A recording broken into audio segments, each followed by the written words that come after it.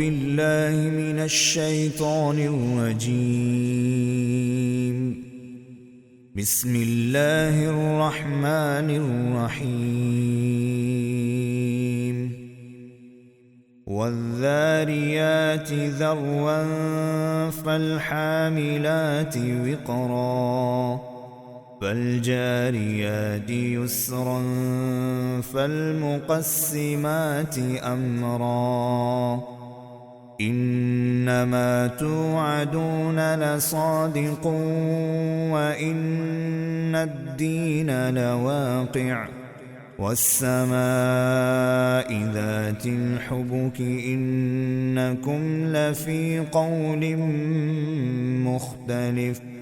يؤفك عنه من أفك قتل الخراصون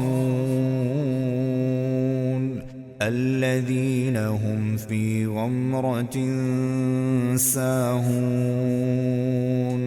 يسألون أيان يوم الدين يوم هم على النار يفتنون ذوقوا فتنتكم هذا الذي كنتم به تستعجلون إن المتقين في جنات وعيون آخذين ما آتاهم ربهم إنهم كانوا قبل ذلك محسنين كانوا قليلا من الليل ما يهجعون وبالأسحار هم يستغفرون وفي أموالهم حق للسائل والمحروم وفي الأرض آيات للموقنين وفي أنفسكم أفلا تبصرون وفي السماء رزقكم وما توعدون فورب السماء والأرض إنه لحق مثل ما أنكم تنطقون هل أتاك حديث ضيف إبراهيم المكرمين إذ دخلوا عليه فقالوا سلاما قال سلام قوم منكرون فراغ إلى أهله فجاء بعجل سمين فقربه إليهم قال ألا تأكلون فأوجس منهم خيفة قالوا لا تخف وبشروه بغلام عليم فأقبلت امرأته في صرة فصكت وجهها وقالت عجوز عقيم قالوا كذلك قال ربك إنه هو الحكيم العليم قال فما خطبكم أيها المرسلون قالوا إنا أرسلنا إلى قوم مجرمين لنرسل عليهم حجارة من طين مسومة عند ربك للمسرفين فأخرجنا من كان فيها من المؤمنين فما وجدنا فيها غير بيت من المسلمين وتركنا فيها آية للذين يخافون العذاب الأليم وفي موسى إذ أرسلناه إلى فرعون بسلطان مبين فتولى بركنه وقال ساحر أو مجنون فأخذناه وجنوده فنبذناهم في اليم وهو مليم وفي عاد إذ أرسلنا عليهم الريح العقيم ما تذر من شيء أتت عليه إلا جعلته كالرميم وفي ثمود إذ قيل لهم تمتعوا حتى حين فعتوا عن أمر ربهم فأخذتهم الصاعقة وهم ينظرون فما استطاعوا من قيام وما كانوا منتصرين وقوم نوح من قبل إنهم كانوا قوما فاسقين والسماء بنيناها بأيد وإنا لموسعون والأرض فرشناها فنعم الماهدون ومن كل شيء خلقنا زوجين لعلكم تذكرون ففروا إلى الله إني لكم منه نذير مبين ولا تجعلوا مع الله إلها آخر إني لكم منه نذير مبين كذلك ما أتى الذين من قبلهم من رسول إلا قالوا ساحر أو مجنون أتواصوا به بل هم قوم طاغون فتول عنهم فما أنت بملوم وذكر فإن الذكرى تنفع المؤمنين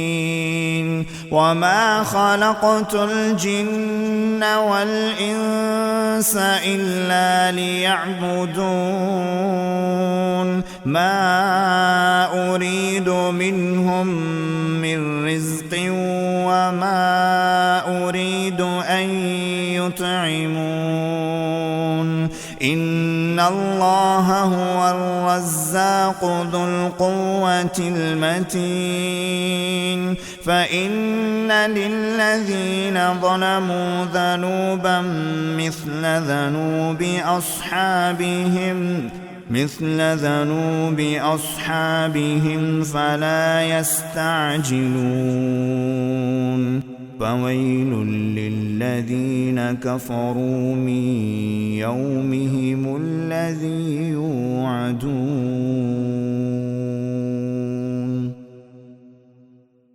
بسم الله الرحمن الرحيم والطور وكتاب مسطور في رق منشور والبيت المعمور والسقف المرفوع والبحر المسجور إن عذاب ربك لواقع ما له من دافع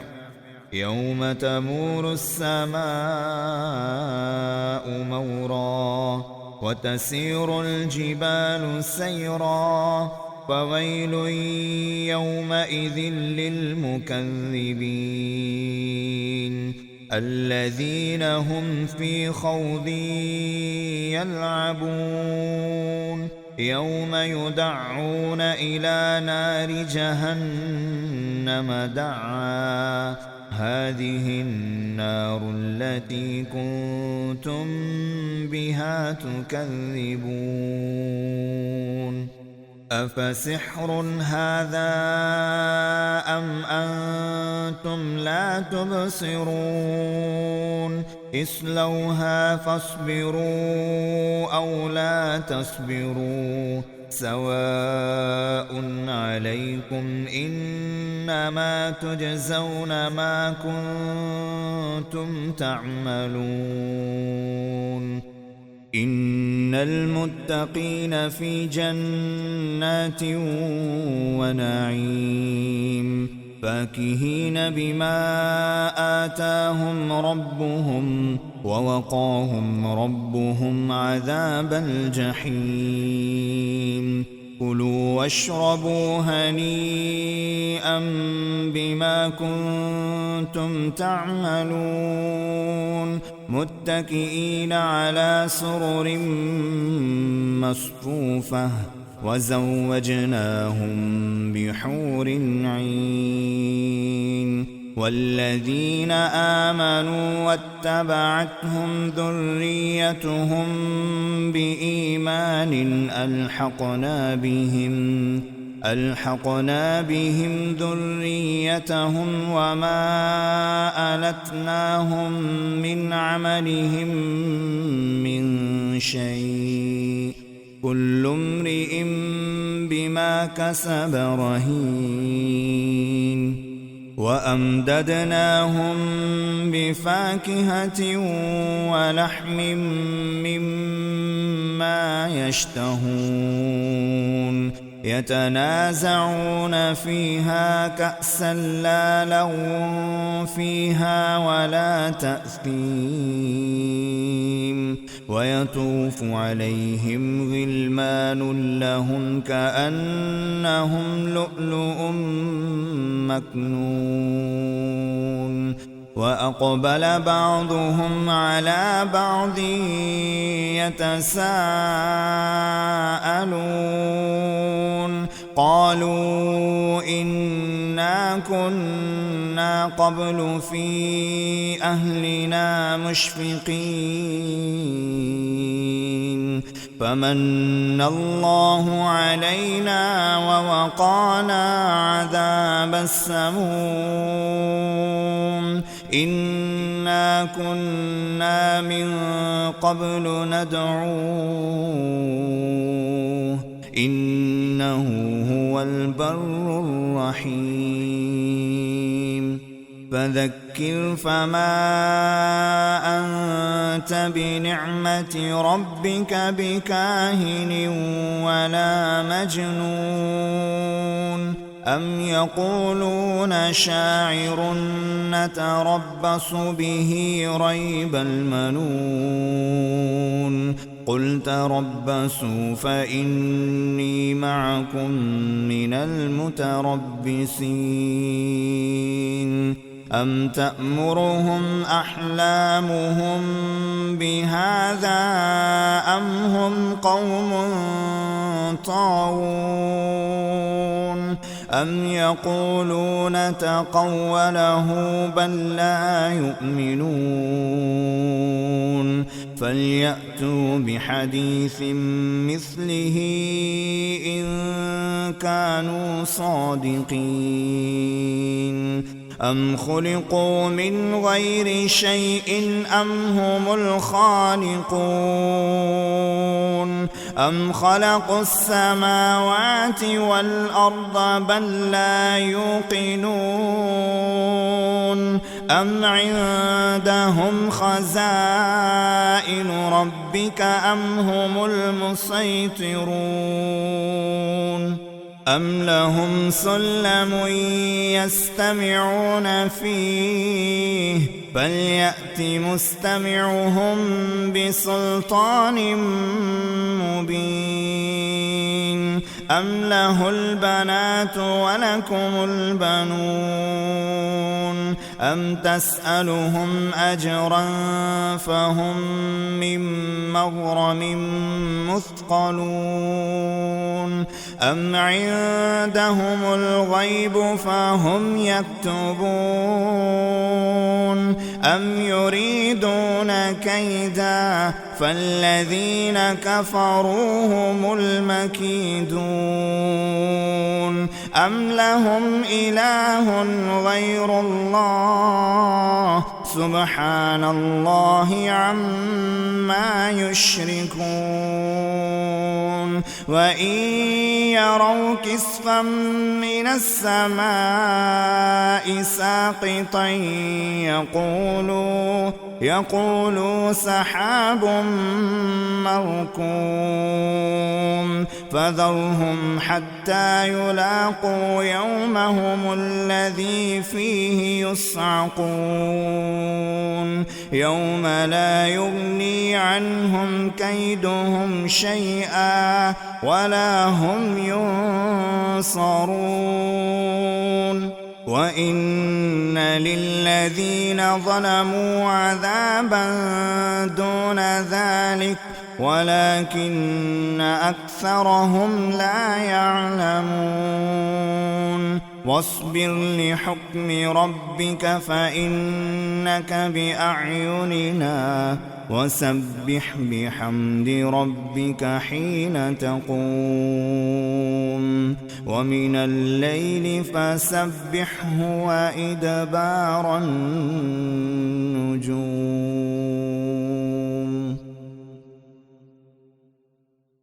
بسم الله الرحمن الرحيم والنجم إذا هوى ما ضل صاحبكم وما غوى وما ينطق عن الهوى إن هو إلا وحي يوحى علمه شديد القوى ذو مرة فاستوى وهو بالأفق الأعلى ثم دنا فتدلى فكان قاب قوسين أو أدنى فأوحى إلى عبده ما أوحى ما كذب الفؤاد ما رأى أفتمارونه على ما يرى ولقد رآه نزلة أخرى عند سدرة المنتهى عندها جنة المأوى إذ يغشى السدرة ما يغشى ما زاغ البصر وما طغى لقد رأى من آيات ربه الكبرى أفرأيتم اللات والعزى ومناة الثالثة الأخرى ألكم الذكر وله الأنثى تلك إذا قسمة ضيزى إن هي إلا أسماء سميتموها أنتم وآباؤكم ما أنزل الله بها من سلطان إن يتبعون إلا الظن وما تهوى الأنفس ولقد جاءهم من ربهم الهدى أم للإنسان ما تمنى فلله الآخرة والأولى وكم من ملك في السماوات لا تغني شفاعتهم شيئا إلا من بعد أن يأذن الله لمن يشاء ويرضى إن الذين لا يؤمنون بالآخرة ليسمون الملائكة تسمية الأنثى وما لهم به من علم إن يتبعون إلا الظن وإن الظن لا يغني من الحق شيئا فأعرض عمن تولى عن ذكرنا ولم يرد إلا الحياة الدنيا ذلك مبلغهم من العلم إن ربك هو أعلم بمن ضل عن سبيله وهو أعلم بمن اهتدى ولله ما في السماوات وما في الأرض ليجزي الذين أساءوا بما عملوا ويجزي الذين أحسنوا بالحسنى الذين يجتنبون كبائر الإثم والفواحش إلا اللمم إن ربك واسع المغفرة هو أعلم بكم إذ أنشأكم من الأرض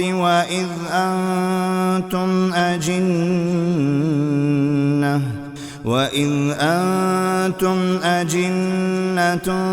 في بطون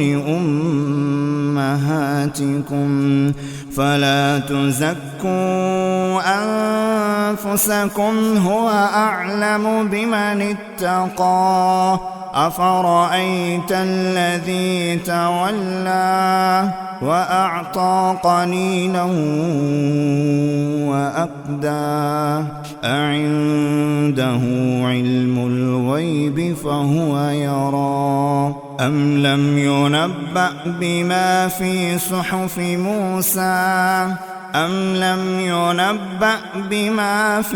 صحف موسى وإبراهيم الذي وفى ألا تزر وازرة وزر أخرى وأن ليس للإنسان إلا ما سعى وأن سعيه سوف يرى ثم يجزاه الجزاء الأوفى وأن إلى ربك المنتهى وأنه هو أضحك وأبكى وأنه هو أمات وأحيا وأنه خلق الزوجين الذكر والأنثى من نطفة إذا تمنى وأن عليه النشأة الأخرى وأنه هو أغنى وأقنى وأنه هو رب الشعرى وأنه أهلك عادا الأولى وثمود فما أبقى وقوم نوح من قبل إنهم كانوا هم أظلم وأطغى والمؤتفكة أهوى فوشاها ما وشى فبأي آلاء ربك تتمارى هذا نذير من النذر الأولى أزفت الآزفة ليس لها من دون الله كاشفة أفمن هذا الحديث تعجبون وتضحكون ولا تبكون وأنتم سامدون فاسجدوا لله واعبدوا بسم الله الرحمن الرحيم اقتربت الساعة وانشق القمر وإن يروا آية يعرضوا ويقولوا سحر مستمر وكذبوا واتبعوا أهواءهم وكل أمر مستقر ولقد جاءهم من الأنباء ما فيه مزدجر حكمة بالغة فما تغني النذر فتول عنهم يوم يدعو الداع إلى شيء نكر خش عن أبصارهم يخرجون من الأجداث كأنهم جراد منتشر مهطعين إلى الداع يقول الكافرون هذا يوم عسر كذبت قبلهم قوم نوح فكذبوا عبدنا وقالوا مجنون وازدجر فدعا ربه أني مغلوب فانتصر ففتحنا أبواب السماء بماء منهمر وفجرنا الأرض عيونا فالتقى الماء على أمر قد قدر وحملناه على ذات ألواح ودسر تجري بأعيننا جزاء لمن كان كفر ولقد تركناها آية فهل من مدكر فكيف كان عذابي ونذر ولقد يسرنا القرآن للذكر فهل من مدكر كذبت عاد فكيف كان عذابي ونذر إنا أرسلنا عليهم ريحا صرصرا في يوم نحس مستمر تنزع الناس كأنهم أعجاز نخل منقعر فكيف كان عذابي ونذر ولقد يسرنا القرآن للذكر فهل من مدكر كذبت ثمود بالنذر فقالوا أبشرا منا واحدا نتبعه إنا إذا لفي ضلال وسعر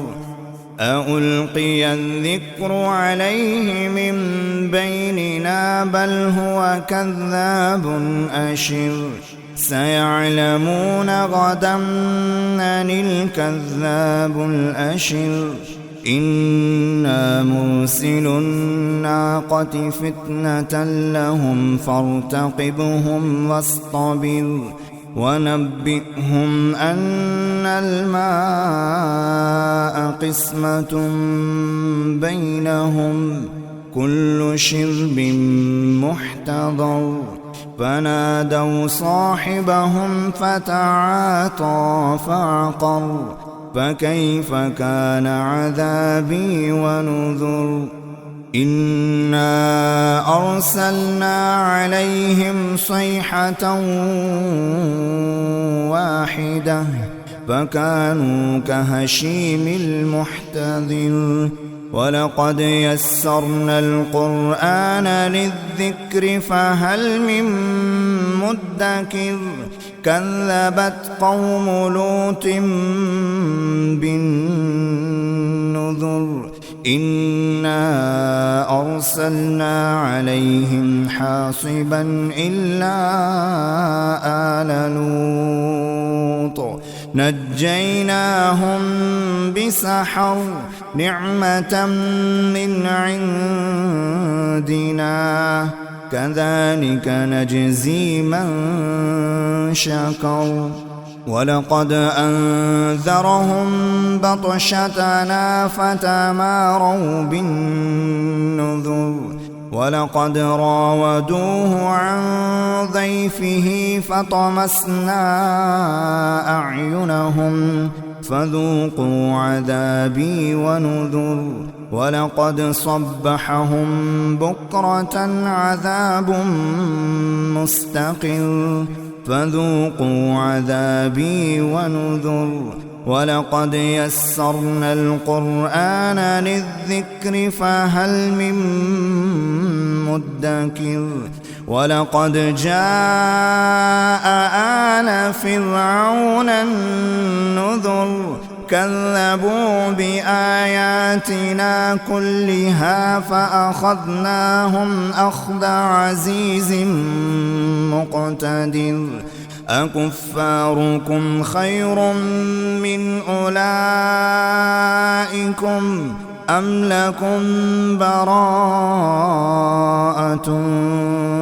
في الزبر أم يقولون نحن جميع منتصر سيهزم الجمع ويولون الدبر بل الساعة موعدهم والساعة أدهى وأمر إن المجرمين في ضلال وسعر يوم يسحبون في النار على وجوههم ذوقوا مس سقر إنا كل شيء خلقناه بقدر وما أمرنا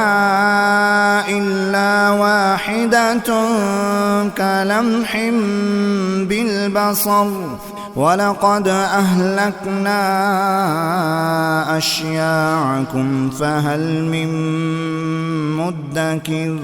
وكل شيء فعلوه في الزبر وكل صغير وكبير مستطر إن المتقين في جنات ونهر في مقعد صدق عند مليك مقتدر بسم الله الرحمن الرحيم الرحمن علم القرآن خلق الإنسان علمه البيان الشمس والقمر بحسبان والنجم والشجر يسجدان والسماء رفعها ووضع الميزان ألا تطغوا في الميزان وأقيموا الوزن بالقسط ولا تخسروا الميزان والأرض وضعها للأنام فيها فاكهة والنخل ذات الأكمام والحب ذو العصف والريحان فبأي آلاء ربكما تكذبان خلق الإنسان من صلصال كالفخار وخلق الجان من مارج من نار فبأي آلاء ربكما تكذبان رب المشرقين ورب المغربين فبأي آلاء ربكما تكذبان مرج البحرين يلتقيان بينهما برزخ لا يبغيان فبأي آلاء ربكما تكذبان يخرج منهما اللؤلؤ والمرجان فبأي آلاء ربكما تكذبان وله الجوار المنشآت في البحر كالأعلام فبأي آلاء ربكما تكذبان كل من عليها فان ويبقى وجه ربك ذو الجلال والإكرام فبأي آلاء ربكما تكذبان يسأله من في السماوات والأرض كل يوم هو في شأن فبأي آلاء ربكما تكذبان سنفرغ لكم أيها الثقلان فبأي آلاء ربكما تكذبان يا معشر الجن والإنس إن استطعتم أن تنفذوا من أقطار السماوات والأرض فانفذوا لا تنفذون إلا بسلطان فبأي آلاء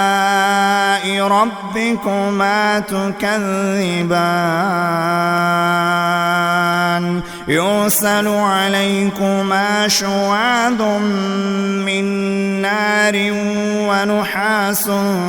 فلا تنتصران فبأي آلاء ربكما تكذبان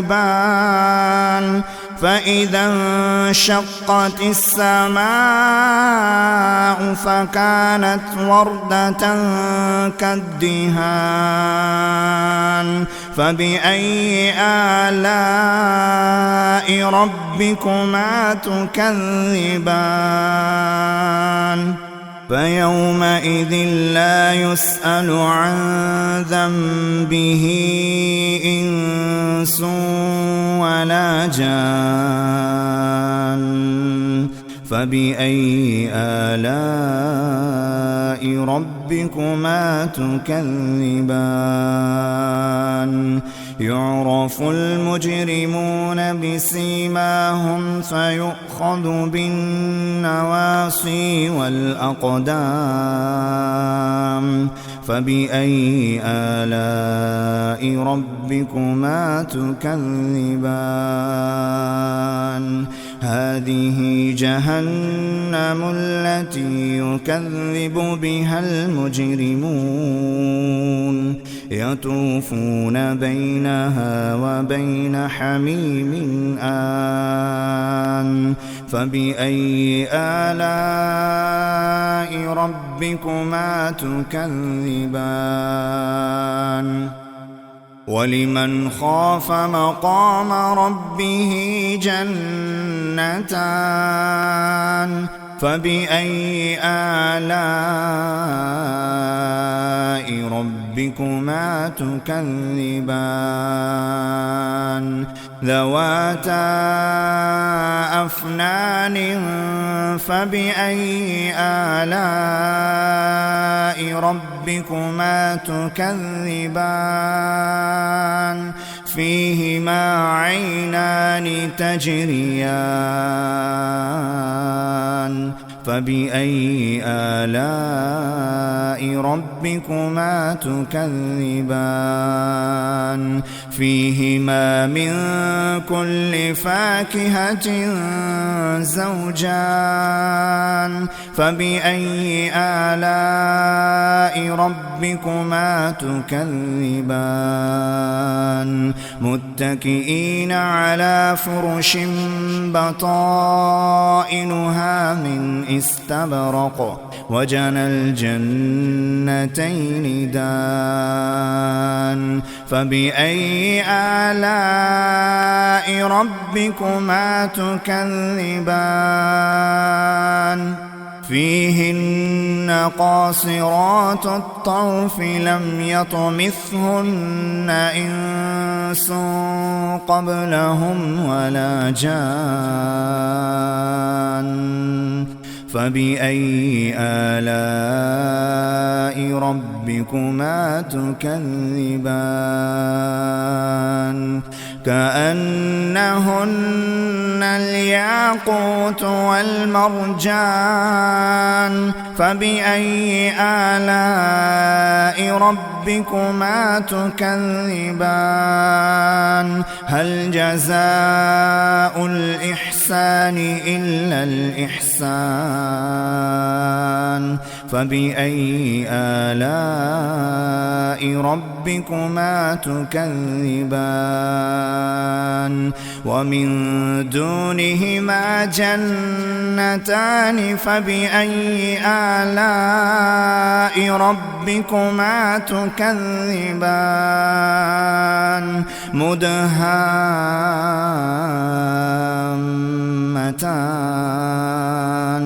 فبأي آلاء ربكما تكذبان فيهما عينان نضاختان فبأي آلاء ربكما تكذبان فيهما فاكهة ونخل ورمان فبأي آلاء ربكما تكذبان فيهن خيرات حسان فبأي آلاء ربكما تكذبان حور مقصورات في الخيام فبأي آلاء ربكما تكذبان لم يطمثهن إنس قبلهم ولا جان فبأي آلاء ربكما تكذبان متكئين على رفرف خضر وعبقري حسان فبأي آلاء ربكما تكذبان تبارك اسم ربك ذي الجلال والإكرام بسم الله الرحمن الرحيم إذا وقعت الواقعة ليس لوقعتها كاذبة خافضة رافعة إذا رجت الأرض رجا وبست الجبال بسا فكانت هباء منبثا وكنتم أزواجا ثلاثة فأصحاب الميمنة ما أصحاب الميمنة وأصحاب المشأمة ما أصحاب المشأمة والسابقون السابقون أولئك المقربون في جنات النعيم ثلة من الأولين وقليل من الآخرين على سرر موضونة متكئين عليها متقابلين يطوف عليهم ولدان مخلدون بأكواب وأباريق وكأس من معين لا يصدعون عنها ولا ينزفون وفاكهة مما يتخيرون ولحم طير مما يشتهون وحور عين كأمثال اللؤلؤ المكنون جزاء بما كانوا يعملون لا يسمعون فيها لغوا ولا تأثيما إلا قيلا سلاما سلاما وأصحاب اليمين ما أصحاب اليمين في سدر مخضود وطلح منضود وظل ممدود وماء مسكوب وفاكهة كثيرة لا مقطوعة ولا ممنوعة وفرش مرفوعة إنا أنشأناهن إن شاء فجعلناهن أبكارا عربا أترابا لأصحاب اليمين ثلة من الأولين وثلة من الآخرين وأصحاب الشمال ما أصحاب الشمال في سموم وحميم وظل من يحموم لا بارد ولا كريم إنهم كانوا قبل ذلك مترفين وكانوا يصرون على الحنث العظيم وكانوا يقولون أإذا متنا وكنا ترابا وعظاما أإنا لمبعوثون أو آباؤنا الأولون قل إن الأولين والآخرين لمجموعون إلى ميقات يوم معلوم ثم إنكم أيها الضالون المكذبون لآكلون من شجر من زقوم فمالئون منها البطون فشاربون عليه من الحميم فشاربون شرب الهيم هذا نزلهم يوم الدين هذا نزلهم يوم الدين نحن خلقناكم فلولا تصدقون أفرأيتم ما تمنون أأنتم تخلقونه أم نحن الخالقون نحن قدرنا بينكم الموت وما نحن بمسبوقين على أن نبدل أمثالكم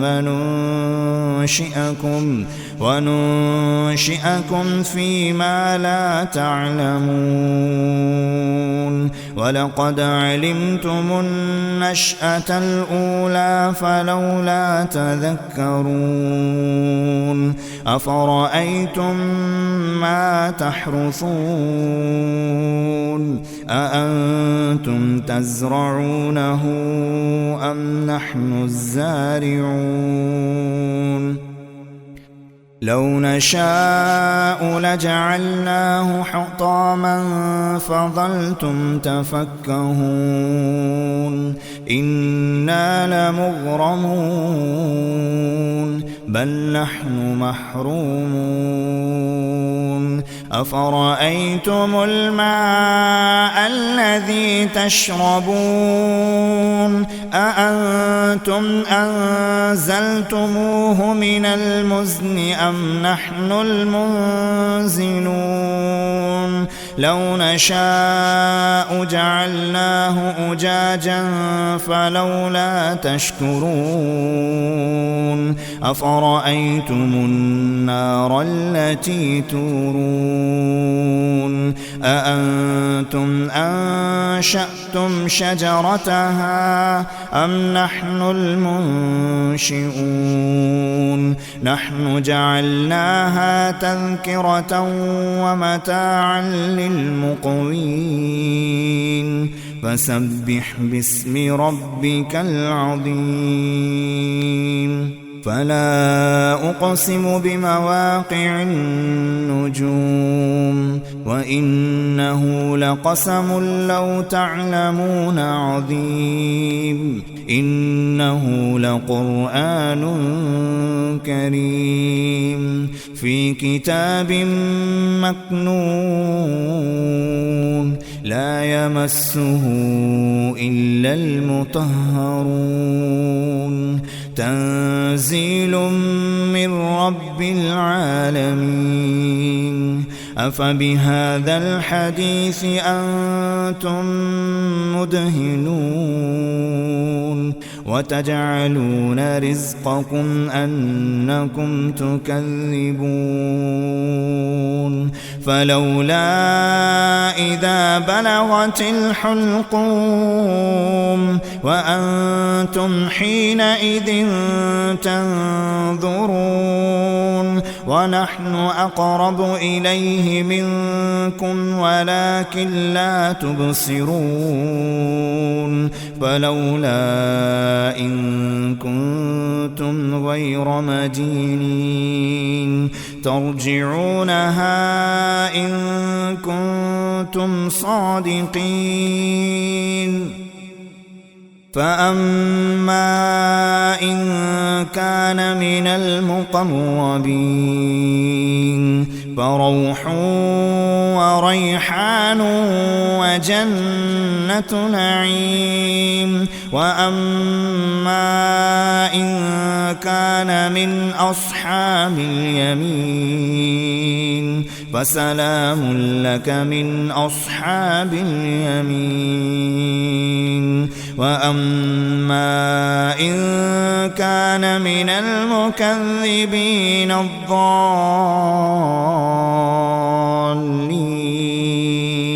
فنزل من حميم وتصلية جحيم. إن هذا لهو حق اليقين. فسبح باسم ربك العظيم. بسم الله الرحمن الرحيم.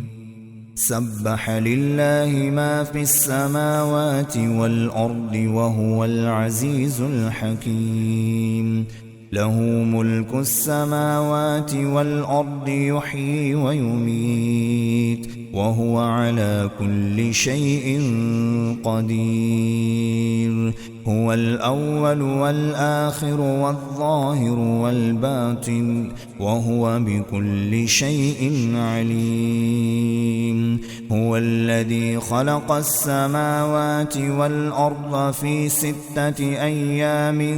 ثم استوى على العرش يعلم ما يلج في الأرض وما يخرج منها وما ينزل من السماء وما يعرج فيها وهو معكم أينما كنتم والله بما تعملون بصير. له ملك السماوات والأرض وإلى الله ترجع الأمور. يولج الليل في النهار ويولج النهار في الليل وهو عليم بذات الصدور. آمنوا بالله ورسوله وأنفقوا مما جعلكم مستخلفين فيه فالذين آمنوا منكم وأنفقوا لهم أجر كبير. وما لكم لا تؤمنون بالله والرسول يدعوكم لتؤمنوا بربكم وقد أخذ ميثاقكم إن كنتم مؤمنين. هو الذي ينزل على عبده آيات بينات ليخرجكم من الظلمات إلى النور وإن الله بكم لرؤوف رحيم. وما لكم ألا تنفقوا في سبيل الله ولله ميراث السماوات والأرض لا يستوي منكم من أنفق من قبل الفتح وقاتل أولئك أعظم درجة من الذين أنفقوا من بعد وقاتلوا وكلا وعد الله الحسنى والله بما تعملون خبير. من ذا الذي يقرض الله قرضا حسنا فيضاعفه له وله أجر كريم. يوم ترى المؤمنين والمؤمنات يسعى نورهم بين أيديهم وبأيمانهم بشراكم اليوم جنات تجري من تحتها الأنهار خالدين فيها ذلك هو الفوز العظيم يوم يقول المنافقون والمنافقات للذين آمنوا انظرونا نقتبس من نوركم قيل ارجعوا وراءكم فالتمسوا نورا فاضرب بينهم بسور له باب باطنه فيه الرحمة وظاهره من قبله العذاب ينادونهم ألم نكن معكم قالوا بلى ولكنكم فتنتم أنفسكم وتربصتم وارتبتم وغرتكم الأماني حتى جاء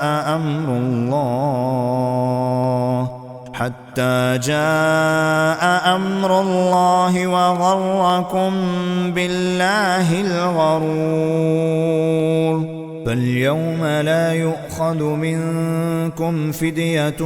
ولا من الذين كفروا مأواكم النار هي مولاكم وبئس المصير ألم يأن للذين آمنوا أن تخشع قلوبهم لذكر الله وما نزل من الحق ولا يكونوا كالذين أوتوا الكتاب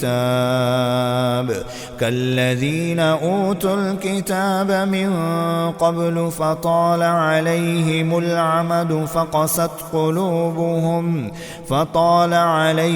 الأمد فقست قلوبهم وكثير منهم فاسقون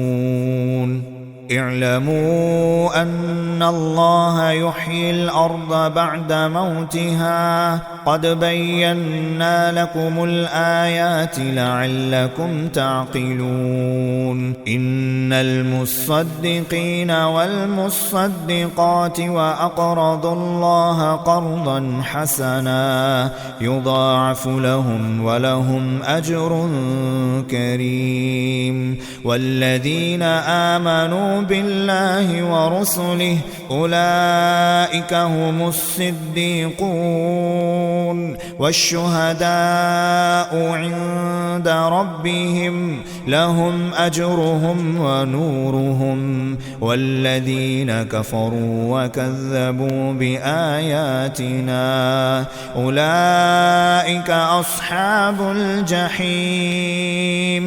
اعلموا أنما الحياة الدنيا لعب ولهو وزينة وتفاخر بينكم وتكاثر في الأموال والأولاد كمثل غيث أعجب الكفار نباته ثم يهيج فتراه مصفرا ثم يكون حطاما وفي الآخرة عذاب شديد ومغفرة من الله ورضوان وما الحياة الدنيا إلا متاع الغرور وما الحياة الدنيا إلا متاع الغرور سابقوا إلى مغفرة من ربكم وجنة عرضها كعرض السماء والأرض أعدت للذين آمنوا بالله ورسله ذلك فضل الله يؤتيه من يشاء والله ذو الفضل العظيم ما أصاب من مصيبة في الأرض ولا في أنفسكم إلا في كتاب من قبل أن نبرأها إن ذلك على الله يسير لكي لا تأسوا على ما فاتكم ولا تفرحوا بما آتاكم والله لا يحب كل مختال فخور الذين يبخلون ويأمرون الناس بالبخل ومن يتول فإن الله هو الغني الحميد لقد أرسلنا رسلنا بالبينات وأنزلنا معهم الكتاب والميزان ليقوم الناس بالقسط وأنزلنا الحديد فيه بأس شديد ومنافع للناس وليعلم الله من ينصره ورسله بالغيب إن الله قوي عزيز لقد أرسلنا رسلنا بالبينات وأنزلنا معهم الكتاب والميزان ليقوم الناس بالقسط وأنزلنا الحديد فيه بأس شديد ومنافع للناس وليعلم الله من ينصره ورسله بالغيب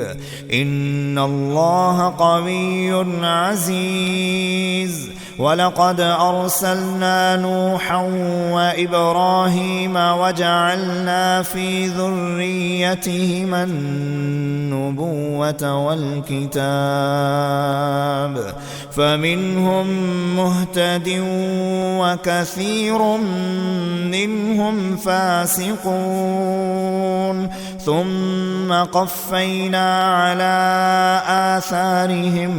برسلنا وقفينا بعيسى ابن مريم وآتيناه الإنجيل وجعلنا في قلوب الذين اتبعوه رأفة ورحمة ورهبانية ابتدعوها ما كتبناها عليهم إلا ابتغاء رضوان الله فما رعوها حق رعايتها فآتينا الذين آمنوا منهم أجرهم وكثير منهم فاسقون يا أيها الذين آمنوا اتقوا الله وآمنوا برسوله يؤتكم كفلين من رحمته ويجعل لكم نورا تمشون به ويغفر لكم والله غفور رحيم لئلا يعلم أهل الكتاب ألا يقدرون على شيء من فضل الله وأن الفضل بيد الله يؤتيه من يشاء والله ذو الفضل العظيم